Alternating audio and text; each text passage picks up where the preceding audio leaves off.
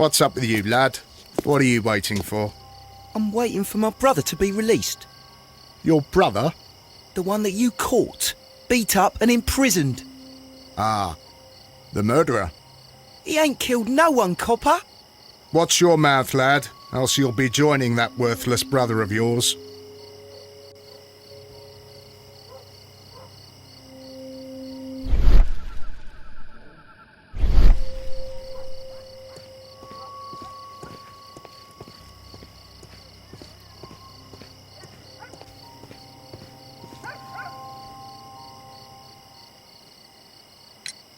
Mr. Turner, you have stated that you remained close by your window after the crime, is that correct? Oh, yes, Mr. Holmes. I stayed at my window until the policeman arrived to examine the dead bodies.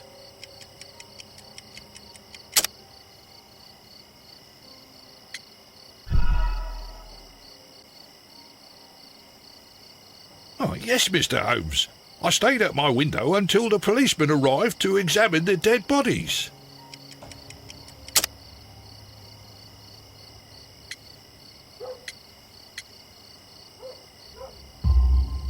That is very interesting, Mr. Turner. Constable Marrow stated that he did not see anyone at the window when he was running through Half Moon Street.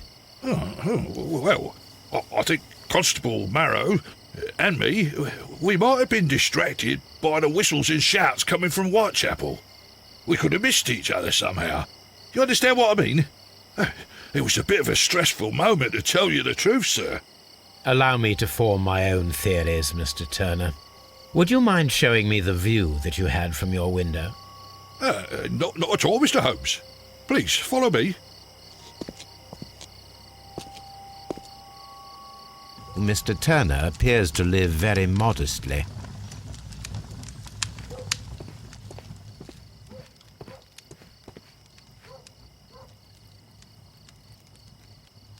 This kitchen knife is quite sharp.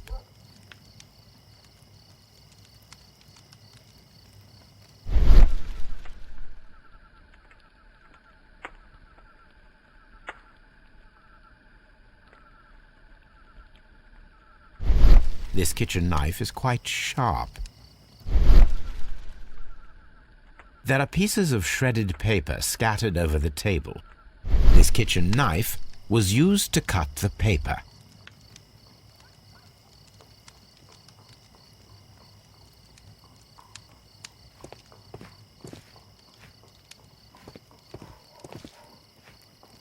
Anything else you would like to know, Mr. Holmes?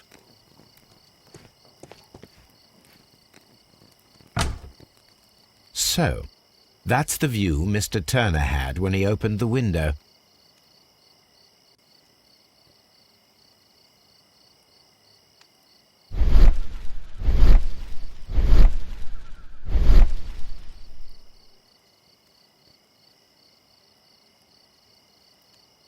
Brian Vercotti's contorted corpse. The dead body of Kenneth Butler. Mr. Turner had a perfect view of the crime scene. He saw the bodies clearly, and Leighton Chapman standing over them.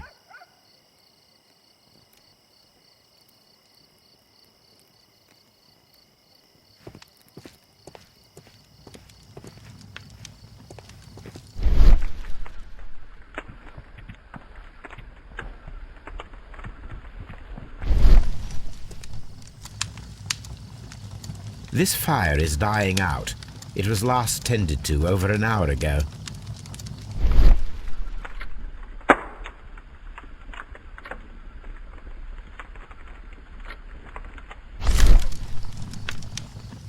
The papers are almost entirely burned.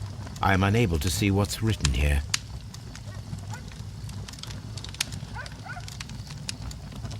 These words are illegible. The papers were thrown into the fire just a short while ago.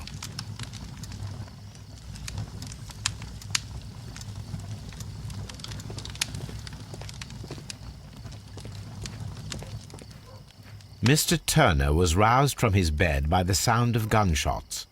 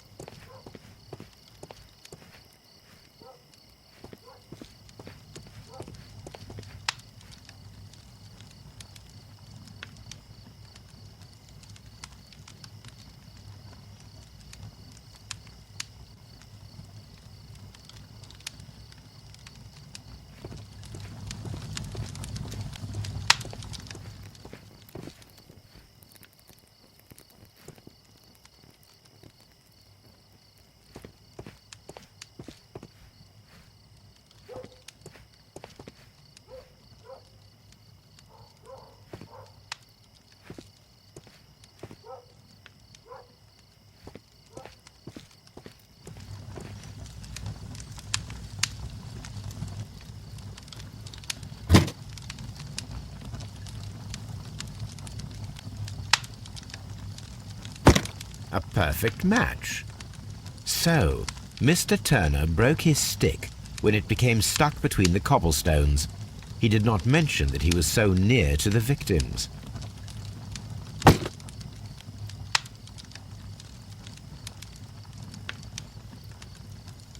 The books on this shelf are in a mess. It looks as though Mr. Turner was trying to find something in a hurry here a short while ago.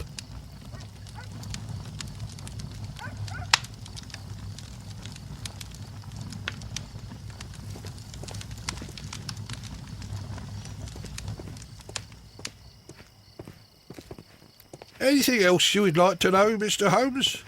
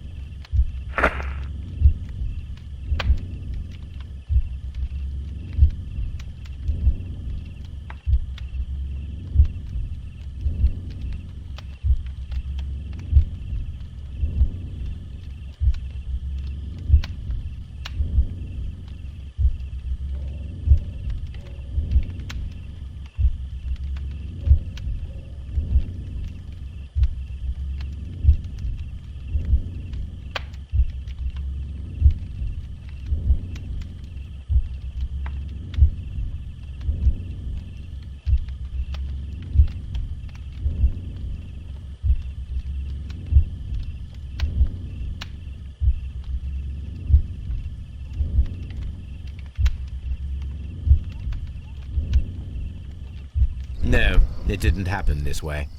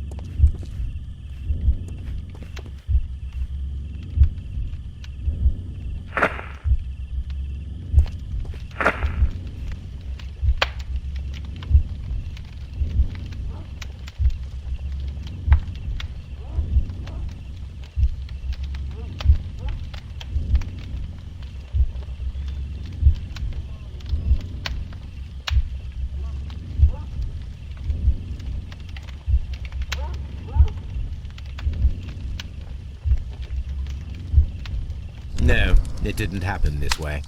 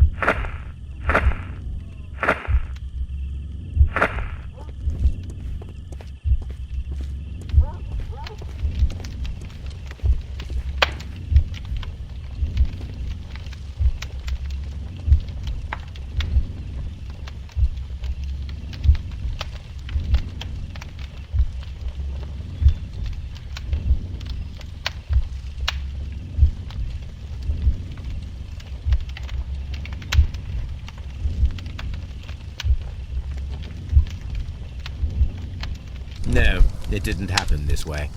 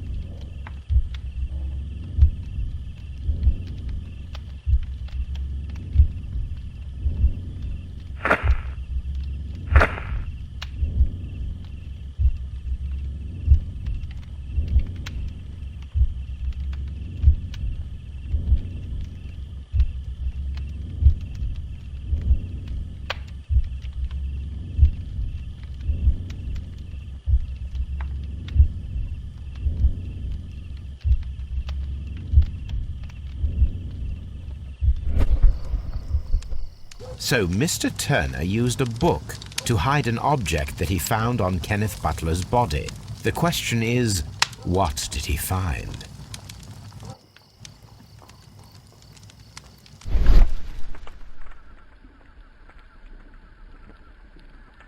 I can see prints from greasy fingers upon the cover of this book.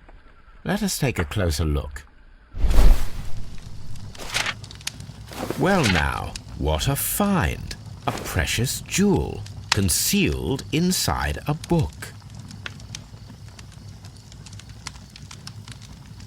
A bracelet with a unique ram's head design, a distinctive feature of ancient Grecian artifacts, probably of the Hellenistic era.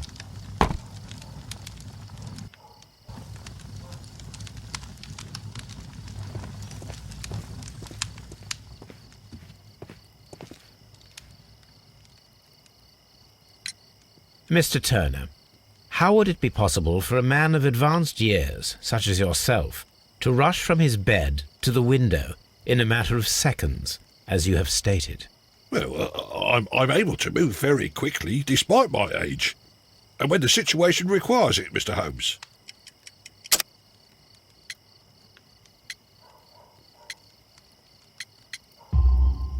I highly doubt that, Mr. Turner. I observe that you suffer a severe limp due to your injured right leg. It would have taken at least 10 seconds for you to approach the window. That means you could have easily missed something or someone in Half Moon Street during that time. You're right, Mr. Holmes. I could have missed something. But it did seem to me that everything happened so quickly. Time can pull tricks on you. And what of everything else that you told us? Mr. Turner, it is vital that we have your complete, and true statement. Mr. Holmes, I do assure you that the other things I said were most sincere.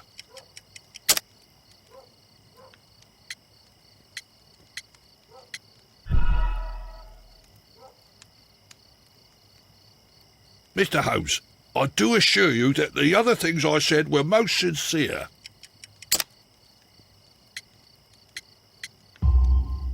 Mr. Turner, you were not sincere with me. Not then, and not now. But Mr. Holmes... This, Mr. Turner, does not look like anything that a poor man might possess. It is worth more than the home that you live in. I can explain. No, merely correct me if I am wrong. You saw Leighton Chapman through the window, but you also noticed a glittering object on the ground, this precious jewel.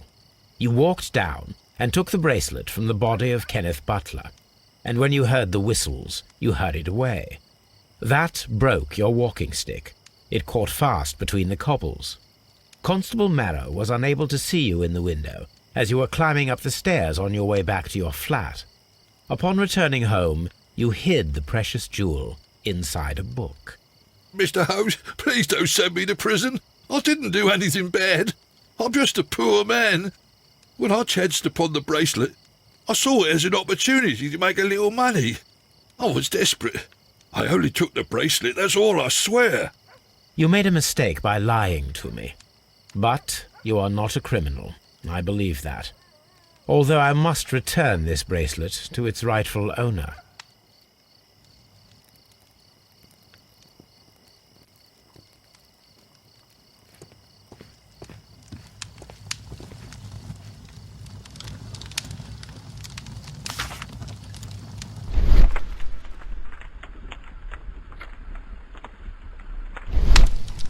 These were... The papers are almost entirely burned. I am unable...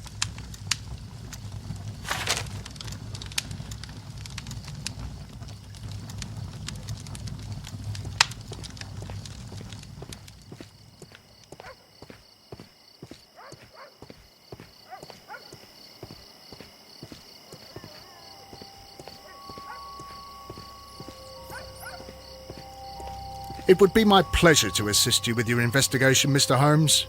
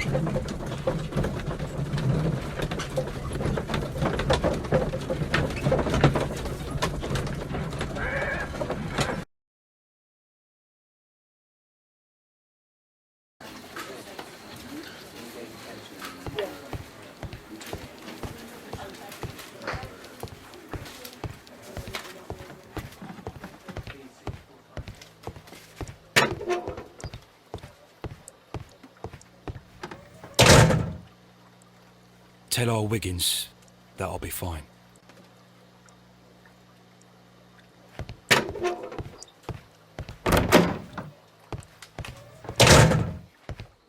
Mr. Holmes, what is the trouble with that lad? Isn't he guilty of murder?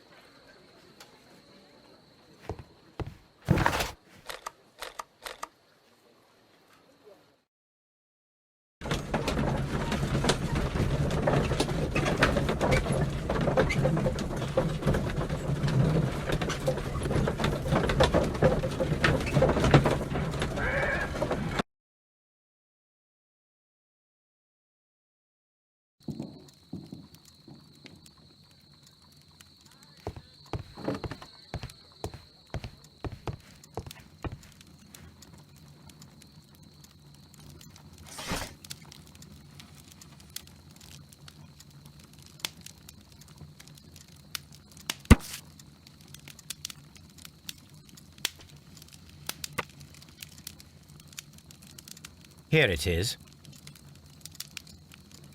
I need to continue my research in my archives.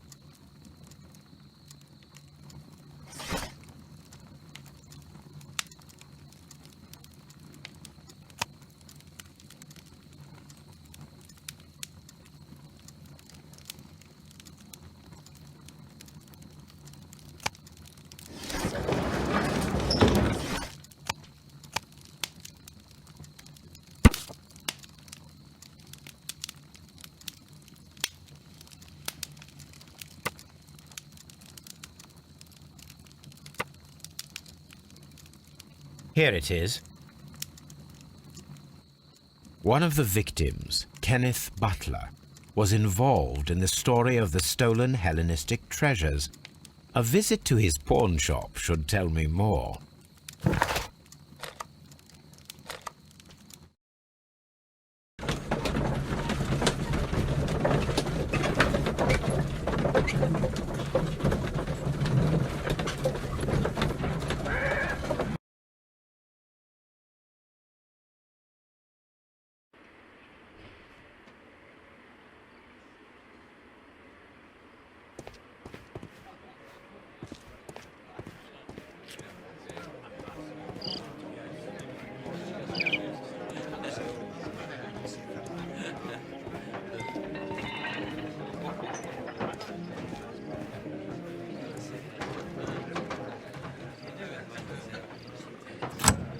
Mr. Butler's key matches the lock perfectly.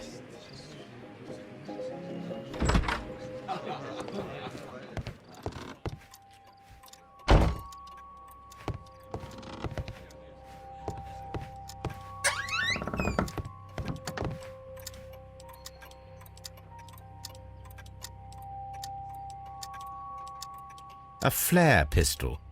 Perhaps it was pawned by a destitute sailor.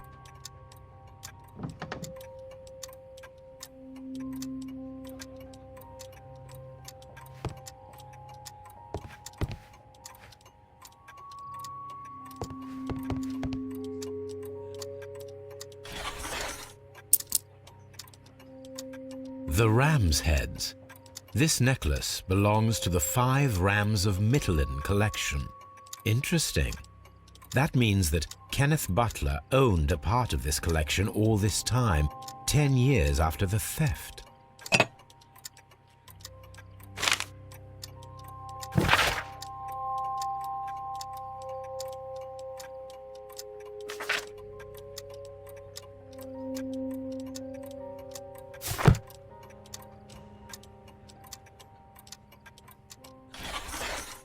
It looks as though Mr. Butler kept a careful record of his operations.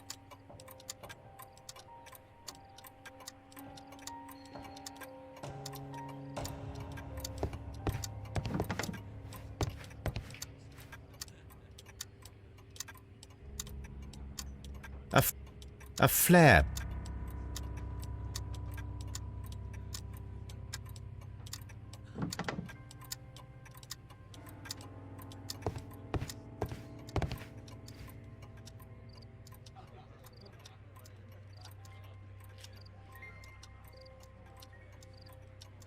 Crampons and a sharp ice axe would only be brought here by a mountaineer.